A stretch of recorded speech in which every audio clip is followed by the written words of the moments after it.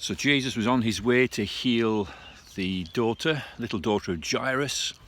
On his way, he's interrupted by a woman who reaches out and touches the hem of his garment. Jesus knows, although she's trying to get away, who touched me? She comes back and she tells him the whole story. All this takes some time. Meanwhile, Jairus, knowing the plight of his daughter's hopping from one foot to the other. Come on, come on, come on. Eventually, Jesus restarts the journey towards Jairus' house. We pick up the story then. While Jesus was still speaking, some men came from the house of Jairus, the synagogue ruler. "Your daughter is dead," they said. "Why bother the teacher anymore?" Ignoring what they said, Jesus told the synagogue ruler, "Don't be afraid, just believe. Don't be afraid, just believe." He did not let anyone follow him except Peter, James and John, the brother of James. When they came to the home of the synagogue ruler, Jesus saw a commotion with people crying and wailing loudly. He went in and said to them, "Why all this commotion and wailing? The child is not asleep, not dead, but sleeping." But they laughed at him. After he put them all out, he took the child's father and mother and the disciples who were with him and went in to where the child was. He took her by the hand and said, "Talika cum," which means, "Little girl, I say to you, get up." Immediately the girl stood up and walked around. She was 12 years old. At this they were completely astonished. He gave strict orders not to let anyone know about this and told them to give the girl something to eat.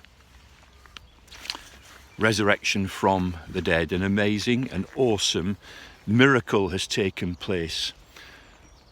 We're looking at, really, in this series in Mark from chapter 4 onwards, true faith. What is true faith? Well, true faith produces fruit, the parable of the sower.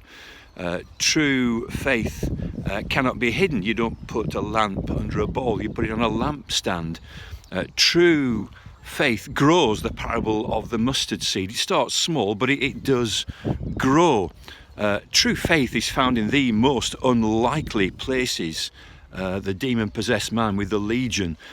True faith seeks out Jesus. "Come and help my daughter. She's on the point of death."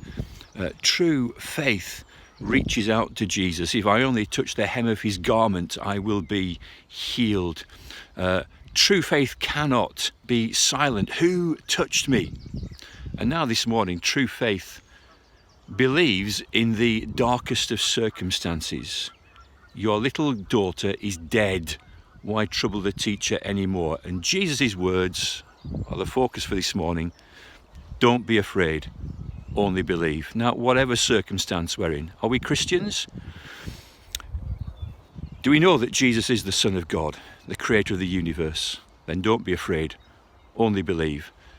Do we know that Jesus Christ took on humanity to deal with our sin? Then don't be afraid, only believe. Do we know that he lived a perfect life for us, died that agonizing death on Calvary, suffering the experience of eternal hell for countless millions of people that we might be saved and washed and cleansed? Then don't be afraid, only believe. Do we believe that he rose again from the dead?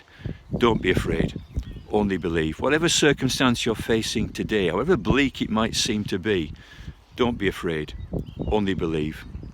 What about that unconverted daughter or son or mother or father or brother or sister or friend or work colleague?